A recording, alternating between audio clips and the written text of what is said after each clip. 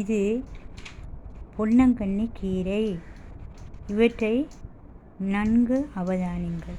பொன்னாங்கண்ணியில் பாருங்க, வெள்ளை கலரில் பூ இருக்கின்றது, மற்றதில் பூ இல்லை, வழுவழுப்பாக இருக்கின்றது. பொன்னாங்கண்ணி கீரை சொரசொரப்பாக தெரிகிறது.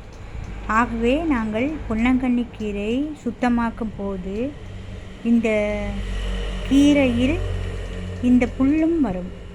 இது அசல் பொன்னாங்கண்ணி தான். ஆகவே நீங்கள் சுத்தமாக்கும் போது நன்கு அவதானித்து சுத்தமாக்க வேண்டும். ஏனென்றால் இந்த புல்லில் கிட்னி ஃபெயிலியர் ஆகுமென சொல்லியிருக்காங்க. எதுவென்று எனக்கு தெரியாது. நீங்கள் கவனமாக இருக்கிறது நல்லது.